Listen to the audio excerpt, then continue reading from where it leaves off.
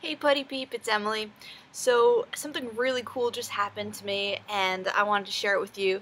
Actually, I had two very similar experiences in the last week and this was kind of the polar opposite of the last one. So I'll tell you about both of them. So a couple days ago, I was at the dog park with Grendel and I was chatting with one of the other dog owners, and she and I, we're there. We do make small talk all the time, talk about our dogs and how well they play together. But this was the first time that we had a real conversation, and she was telling me about, I forget.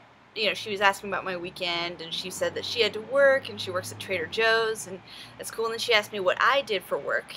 So I gave my usual spiel, I run an online community, and then she was like, oh, what's it about? And I started talking about multipotentiality and about my new book that I just started writing, and I was getting all passionate, because I really care about these topics, and she just kind of didn't respond. Like, she didn't really have anything negative to say, but she just seemed like she wasn't interested, and that's cool. But I think what a lot of people do in that situation, a lot of multi-potentialites, is they worry about the other person's reaction. So it's like, I need to come up with a title and a label for myself and an identity that they will understand and that they will approve of. An elevator pitch, for example. And when someone doesn't respond positively, they take it personally. And for me, it's a litmus test. For me, if I talk about what I'm passionate about and the person doesn't react, it doesn't seem interested, and I don't feel comfortable after that continuing to talk about myself and my work, then they're not the right person for me. For me, like, that is the ultimate, like, that's how you know if they're your people or not. When you're talking to someone, if you feel comfortable talking about the things that you normally think about on your own, the things that really matter to you, if you feel comfortable opening up, that's a good sign that they're a good, a good match for you. And if they also talk about the stuff that they're passionate about, and you can connect on that level.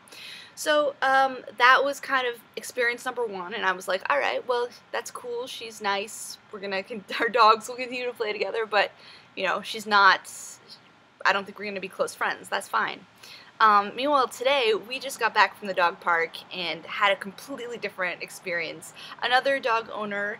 And Grendel plays with her dog, and we've spoken casually a few times, but this was the first time that we started talking about what we do, and she's a writer, and so I started talking about Puttylike and what I believe in and the new book that I'm writing, and she was just so interested, and she was like, oh man, like my son in college, he was into like fencing and chess and all of these different things. I'm not sure if those were the specific interests she named, but she named a bunch of them, and we just started talking about multipotentiality and just connecting on this deep level. She was relating it back to her life, and I was finding it just really interesting listening to her stories and what she's been through, and I love hearing from, all about this stuff from someone who isn't familiar with my work.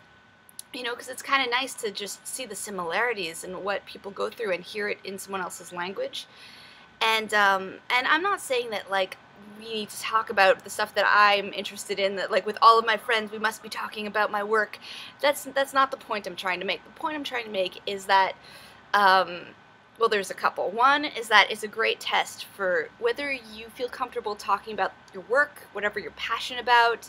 If you feel comfortable being vulnerable and opening up, that's a good sign that they're a good person for you and that you could be friends. And if they open up too, that's like, when one person opens up, it's like you go there first, and then usually they'll jump in and they'll allow themselves to be vulnerable too. So that's the first thing. Don't worry about approval. Worry about if they don't approve, they're not right for you. And then the second thing is just the value in human connection.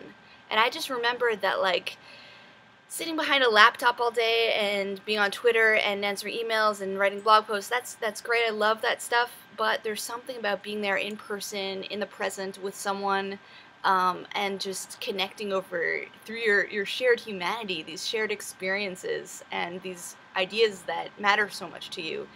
And when you see someone else get excited about your idea, it's really exciting, because when you're in it, you can kind of lose perspective, because it all just becomes like I mean, you spend so much time thinking about these things that, like, you forget that it's maybe a novel concept to some people. And so when other people see possibility and big things in your work, that's great. So the power of human connection to kind of lift each other up and spread love. And anyway, it's, I don't know, I'm in a fuzzy, happy mood, and I've got Grendel here, and we're about to go for a long drive. But yeah, I just had these thoughts that I wanted to share with you guys. And so on that note, I'm actually going to be going to music camp from August 5th to the 12th, so you won't be able to reach me via email. And if you want to email me, that's fine, but I prefer not to come back to, like, you know, hundreds of new messages. So if you can wait until the 12th to email me, that'd be awesome. But whatever. So I'm going to music camp with my mom, and I've decided not to bring my laptop, which is, like, crazy for me. I can't remember the last time I've been without my laptop for an extended period of time like this. But I'm going to push myself to do it, and I want to just kind of connect with my mom and spend time with her and with the other people at music camp, and play my violin and be in nature and just, like, disconnect from everything else just for a week. So I'm really excited about that, and about just being in the moment and having these fun, you know, deep human connection type of situations going on. So yeah, have a great day. Let me know what you think in the comments, and let's see if I can ask a specific question. Okay, how about this? How do you introduce yourself when you're meeting someone new? And you know, has your approach changed as you become more comfortable with your multipotentiality? That's my question for you. All right, have a great day, everyone.